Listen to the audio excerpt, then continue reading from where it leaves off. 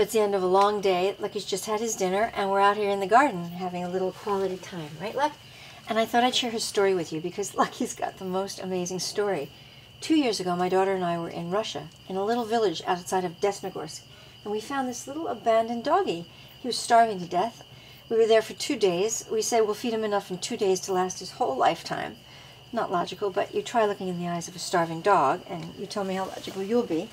Anyway, for 2 days we fed him and fed him and fed him, and at the end of the second day we had to leave. We left, and we never expected to see him again. But as time went on, my daughter felt really sad that the winter was coming, he'd be starving, and so we called some people who we visited in that village and asked if they would feed Lucky their garbage. They said, yeah, they knew who he was. He came to their house every day while we were there. So that was great for a while, and then fall was there, and we were worried because the cold was coming, and the Russian winters are very, very cold. So I said to my daughter one night, you know what, let's try to rescue him. And then I realized I was crazy, because how do you rescue a dog from Russia? I called everybody I knew. They told me no way.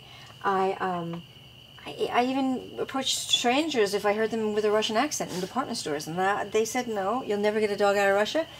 And finally what I did was I called a guy who I used to babysit for, and he's now counsel for Radio Free Europe. I told him the story. He said, what can I do? I said, I don't know, I'm calling everybody. And 3 days later he called me back and he said, holy cow, I think we've got something. He had emailed all the employees of Radio Free Europe in Russia, and he found one amazing journalist, and this guy put in process this rescue that required four Russians, 9 months, and Lucky arrived on air cargo, Delta, in May. And you know what?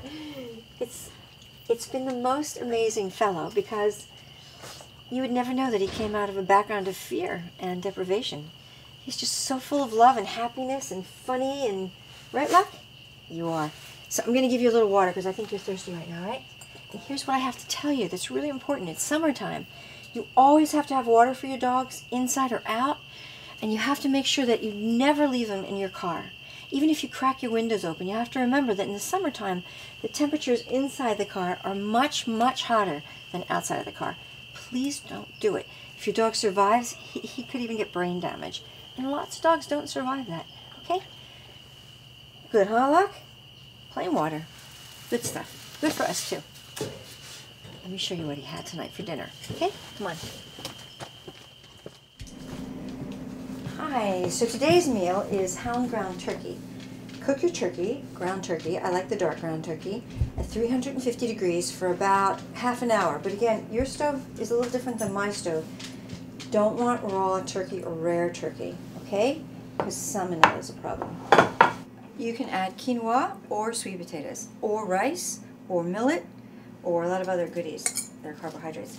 I'm going to mix in sweet potatoes today, and mix them in pretty thoroughly, because if you separate the food, your dog's going to pick out what he wants and what he doesn't want. And if it's all mixed together, all the flavors blend, he's going to love all of it. And add a little broccoli, and mush it all up. And this is heaven for your basic canine. Right, Wa? Well, give me 5. Give me 5, Wa. Thank you. And now you've made Hound Ground Turkey. Let's go to the table and eat.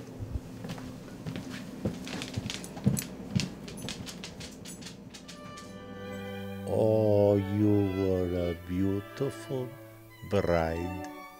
I want a divorce. Stop. Did you not do that to me? Bon appetit. Enjoy your meal.